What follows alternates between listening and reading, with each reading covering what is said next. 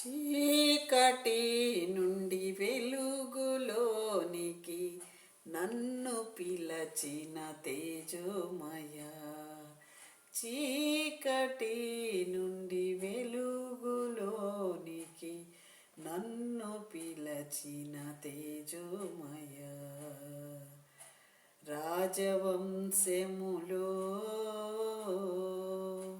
యాజకత్వము చేసేదను. రాజవంశములో యాజకత్వము చేసేదను. కృపామయుడా నీలో నా, కృపామయుడా నీలో నా నివసింపచేసినందును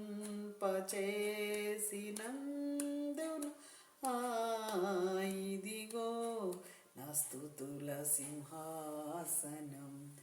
నీలో నివసింపచేసినందునా ఇదిగో నా స్తుతుల సింహాసనం. కృపామయుడా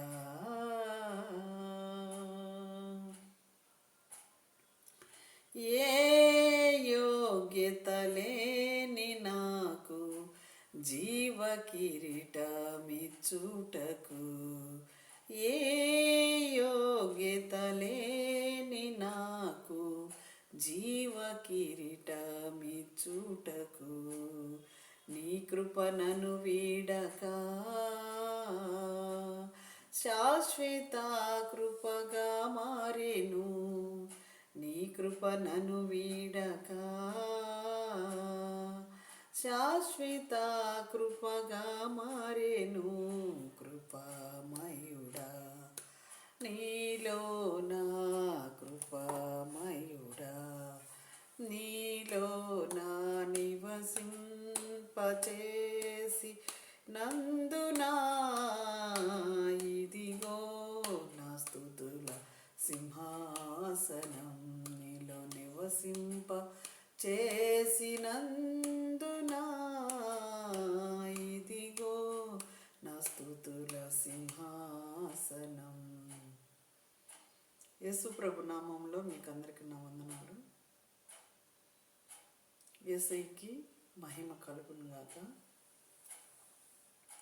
ఈ ఉదయకాల సమయంలో మీ ముందుకి రావడానికి ప్రభు నాకు ఇచ్చిన గొప్ప ధన్యకరమైన దినాన్ని బట్టి, సమయాన్ని బట్టి దేవుని నిండారుగా స్తుతిస్తున్నాను.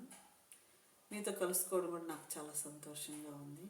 ఈ వీడియోలు యూట్యూబ్లు లేకపోతే మీతో నేను కలుసుకొని ఉండేదాన్ని కాదేమో. ప్రభు నన్ను ఎంతగానో ఆత్మీయంగా ఆశీర్వదించాడు. ఈ ఆశీర్వాదాన్ని నేను అన్ని జనులకు చూపించలేను కదా. కాబట్టి దేవుడికి మహిమ రావాలంటే దేవుడు నమ్ముకున్న బిడ్డలతోనే మనం కలుసుకోవాలి. ఆత్మీయులు కలుసుకున్నప్పుడు ఎలా ఉంటుందండి? దేవుడు ఎంతో సంతోషిస్తాడు. మనం దేవుడి మాటలు ఎక్కువ చెప్పుకుంటూ ఉంటాం. ఆయన గురించి, ఆయన మహత్కార్యాల గురించి, ఆశ్చర్యకార్యాల గురించి, అద్భుతాల గురించి, మోషే కాలంలో ఆయన చేసిన గొప్ప బలమైన కార్యాలను చెప్పుకుంటూ ఉంటే ఆయన ఆకాశం నుండి ఏం చేస్తాడంట? తొంగి చూస్తాడంట, చెవి గాలకిస్తాడంట నా గురించి ఏం చెప్పుకుంటున్నారని. ప్రభువైన యేసుక్రీస్తు ఎంత గొప్ప దేవుడంటే నా ఎడల ఎంతో మహోన్నతుడై ఉన్నాడు. మహోన్నతుడా నీ కృపలో నేను నివసించుట నా జీవిత ధన్యతై ఉన్నది. మహోన్నతుడా నీ కృపలో నేను నివసించుట, మహోన్నతుడా నీ కృపలో నేను నివసించుట నా జీవిత ధన్యతై ఉన్నది. నా జీవిత ధన్యతై ఉన్నది. హల్లెలూయా. అవునండి, నిజం. దేవుని బిడ్డలారా, దేవుని పిల్లలారా, దేవుని సంగమా, పరిశుద్ధులారా, విశ్వాసులారా, దేవుడు అణగారిపోయిన నా జీవితాన్ని, ఎక్కడో పారవేయబడిన ఈ పాత్రని దేవుడు తీసుకొని ఆ పాత్రలో కృపావరాలు, ఆత్మీయ వరాలు, పరిశుద్ధాత్మని అభిషేకము, అన్ని భాషలు, దెయ్యాలని, భూతాలని, చేతబడు శక్తుల్ని బంధించగలిగిన అధికారము, ఇవన్నీ నింపాడండి ఈ పాత్రని. మరి ఇన్నిచ్చిన దేవుడికి నేనేమిచ్చి రుణం తీర్చుకోగలనండి? అందుకే మీ ముందుకు వచ్చానండి.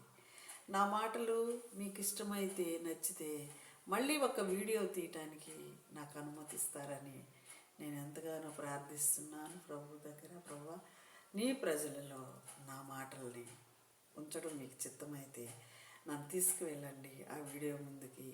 నేను అన్ని మాటలు వాళ్ళకి, నాకు ఏది తాగిచ్చావో జీలపు జలపు ఊటల్ని వాళ్ళకి నేను పోస్తాను.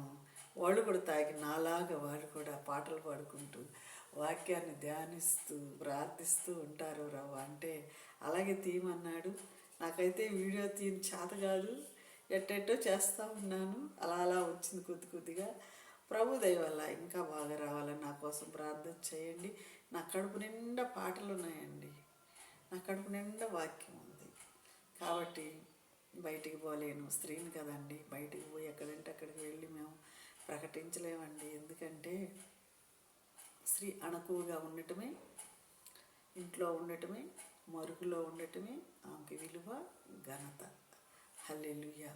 ఇంకా మీ ముందుకి నేను కొన్ని కొత్త కొత్త విషయాలు, దేవుడు మాటల్లోంచి మాధుర్యమైన మాటలు మీ ముందుకు తీసుకురావాలంటే నాకు సపోర్ట్ ఇస్తారా? Praise lord. హల్లెలూయా.